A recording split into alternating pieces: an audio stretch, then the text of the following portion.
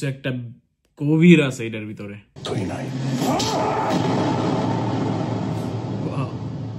হাজারটা চাঁদ আসলেও সেই চাঁদের কোনো মূল্য নাই যদি তুমি না আসো। অ্যাক্টিং এর একটা মাধুর্য ক্রিয়েট করছে যেটা দেখতে খুব সুন্দর লাগতেছে। হাই এভরিওয়ান, কি অবস্থা সবাই, কেমন আছেন?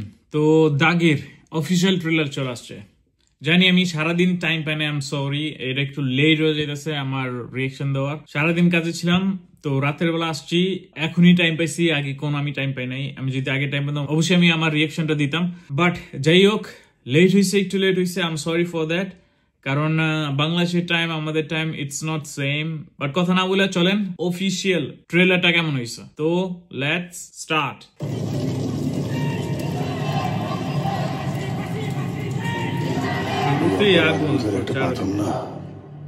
বুকের ভিতরে একবারে চাপ দিয়ে ধরে থাকে।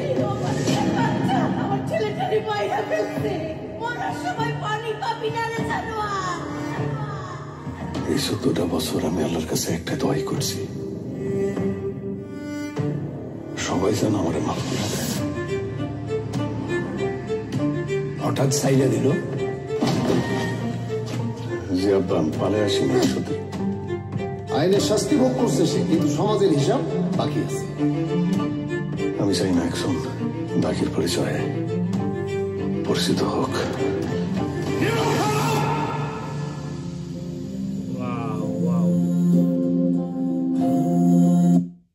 আচ্ছা, এতটুক যা দেখলাম, স্টোরিটা এখন আমার কাছে ক্লিয়ার না, মানে কি হইতে যাইতেছে, কেন এত কিছু দাগি, এইটা ওইটা, but there something deep inside, মানে কিছু একটা গভীর আছে এটার ভিতরে।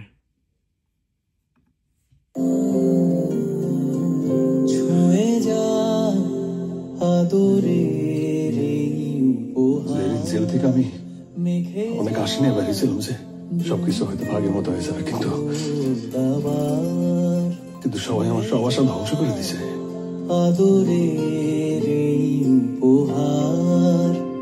তুই চলে যা, আমি মার্ডার কেসের আসামি ছিলাম। अब भूल गए हमें, लेकिन हम नहीं भूले। এখন পলিটিক্স করি, খেলা হবে। किसान गद्दारी अमित जिंदगी को माफ करे ना, जान का बदला जान, एक इलाज भी तू।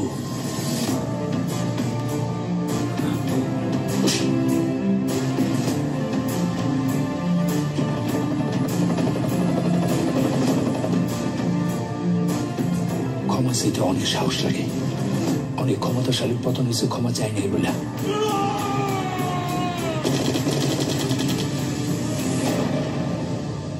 হাজারটা চাঁদ আসলেও সে রাতের কোনো মূল্য নাই যদি তুমি না আসো। সেই রাতের কোনো অর্থই নাই।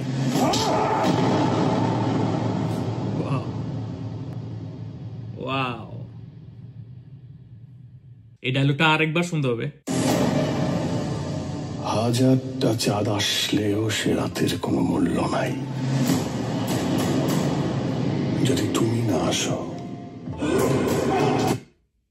হাজারটা চাঁদ আসলেও সেই চাঁদের কোনো মূল্য নাই যদি তুমি না আসো। Wow, nice. সেই রাতের কোনো অর্থই নাই। সেই রাতের কোনো অর্থ নাই। পুরো 2 মিনিট 26 সেকেন্ডের অফিসিয়াল ট্রেলারে যেটা বুঝতে পাইছি, নিশুর কারণে সামহাও একজন মারা গেছে। তো এই কারণে সে জেলও খাটছে 14 বছর। জেল খাটার পর সে আসছে, কেউ অ্যাকসেপ্ট করতেছে, কেউ অ্যাকসেপ্ট করতেছে না। প্লাস তার যেই লাভার আছে, নট সো গুড, অ্যাকসেপ্টেড হচ্ছে না। এর ভিতরে যেই আগের যার কারণে সে জেলে গেছে, সেও রিটার্ন ব্যাক করছে, যে টোটালি ভিলেন হইতে যাইতেছে। স্টোরিটা কাইন্ড অফ লাইক এরকমই।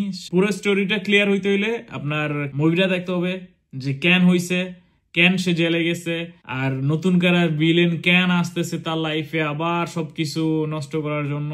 Kind of like love story plus kind of একটা রিভেঞ্জেরও কাহিনী আছে এটার ভিতরে। তো সব মিলে খারাপ না, স্টোরিটা ভালো। বাট আফরান নিশু ভাইয়ের অ্যাক্টিং জোস হইছে ভাই, জোস।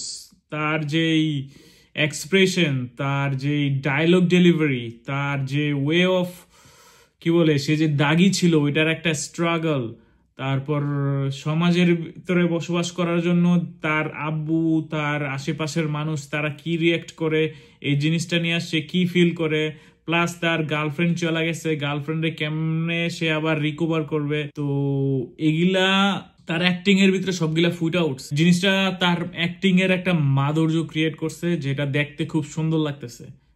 তার যে বড় বড় চুল, তার ফেসের কালার, তার যে ফেসের স্কিন টোন, এই কালারটা চেঞ্জ করা, তারপর কিভাবে কথা বলা, চলা, দাগ আছে, মারামারি করছে, এভরিথিং টোটাল সে পুরাই ভালো একটা ডেডিকেশন দিচ্ছে মুভিটা করার জন্য, অভিনয় করার জন্য। বোঝা যায় যে সে খুব ডেডিকেটেড ছিল এই মুভিটার জন্য, তা সে অনেক পরিশ্রমও করছে। আমার কাছে প্রচুর ভালো লাগছে ট্রেলারটা, কারণ আফরান নিশু ভাই খুবই ভালো একজন অ্যাক্টর। তার নাটকে প্রচুর নাটক দেখছি আমি, তার অ্যাক্টিং এর আলাদা একটা কি বলে মাধুর্যতা আছে, তার অনেক ফলোয়ার্স আছে যারা পছন্দ করে। আমি নিজেও ওয়ান কাইন্ড অফ লাইক তার নাটক খুবই ভালো লাগতো আমার, এখনো স্টিল যদি নাটক করে খুবই ভালো লাগে। এখনো পুরান কিছু নাটক আছে আমি মাঝে মধ্যে প্রায় সময় পাইলে দেখি। For me he is a very very good actor, যে সিচুয়েশন ডিফারেন্ট ওয়েতে এক্সপ্লেন করতে পারে। অনেক মনে হয় অ্যাক্টিং করতেছে বাট ফিল আসতেছে না, যে সেই যে একটা কয়েদি বা সে একটা কি বলে পলাতক আসামি বা যেই হোক, অনেকটাই হোক, অনেকে অ্যাক্টিং করে বাট বোঝা যায় না সে এটা ফিল করতেছে নাকি। তার ভিতরে জিনিসটা আসে, সে অ্যাক্টিং করতেছে প্লাস ফিল করতেছে ক্যারেক্টারটা। তো এই জিনিসটা খুবই ইম্পর্টেন্ট, এই কারণ আফরান নিশু ভাইয়ের অভিনয় খুব ভালো লাগে। তো আমার কাছে অনেক ভালো লাগছে। যারা আফরান নিশু ভাইয়ের দর্শক আছেন, ফ্যান্স আছেন, আপনারা আমার কমেন্টে জানান আপনাদের কেমন লাগছে। আর অবশ্যই মুভি মিস করা যাবে না। যখনই বের হয়, ঈদের দিন যখন বের হয়, অবশ্যই ঈদের দিন আপনারা সবাই যাবেন। আমি ফ্রান্সে আছি, আমি আশা করব যেমন দাগি হোক, জঙ্গলি হোক, বরবাদ হোক, সবগুলা বাংলাদেশ যাতে একটা ইন্টারন্যাশনাল লেভেলে চলে যেতে পারে। যখন আমাদের মতো যারা আছি বাহিরে থাকি, তারা যাতে ফ্রান্স হোক, ইউএসএ হোক, কানাডা হোক, ইংল্যান্ড হোক, দুবাই, অনেক বাংলাদেশি আছে বাহিরে থাকে যারা আমরা বইসা থাকি যে বাংলা মুভি দেখার জন্য। আর বাংলা একটা টাইম ছিল যে বাংলা মুভি খুব ওই রকম হইতো না, দেখার মতো কোনো ট্রেলার দেখলেই পুরা মুভির স্টোরি বলে দেওয়া যায়। প্লাস অ্যাক্টিং তো টু দ্য মার্ক ছিল না, action, sound system, BGM, VFX এগুলো এত স্ট্রং ছিল না। তো এখন আস্তে আস্তে slowly step by step it's getting better, getting stronger. মানুষ আস্তে আস্তে এক্সপেরিমেন্ট করা শুরু করছে, ভালো ভালো ডিরেক্টর আসতেছে, ভালো ভালো প্রডিউসার আসতেছে। আর যারা তো সুপারস্টার আছে, সাকিব খান আছে নাম্বার 1, এখন আফরান নিশু ভাই চলে আসছে, সিয়াম আছে, Siam he is a good actor. আরো আস্তে আস্তে সামনে আরো আসবে, ইন্ডাস্ট্রি আস্তে আস্তে বড় হবে। This is what we want like from, কারণ আমরা যদি একটা হিন্দি মুভি দেখি বা একটা ইংলিশ মুভি দেখতে যাই, তো কাইন্ড অফ ফিল করি আমার দেশে যদি এরকম কিছু একটা হইতো, I guess it could happen in the future. এটা হইতে পারে, পসিবল কিছুই না। This is the start, like last 2-3 years it's getting better and better, every year is getting stronger. তো আই হোপ যারা মুভি লাভার্স আছেন আপনারা যাবেন মুভিটা দেখতে। দাগি মুভিটা খুবই ভালো হবে, পাশাপাশি সবগুলা মুভি দেখবেন, দাগি মুভি দেখবেন, বরবাদ দেখবেন, জঙ্গলি দেখবেন, আপনারা মজা পাবেন। ঈদের time, festival time, it's family time, family নিয়ে যান মুভি দেখতে। আর আমার কমেন্টে জানান আপনারা কি ফিল করেন। আর please subscribe to my channel because it's take time to make videos then upload. তো আই হোপ আপনারা এটা কন্টিনিউ করবেন আমার সাথে। Please do subscribe and I'll see you next time with another video. Bye, peace.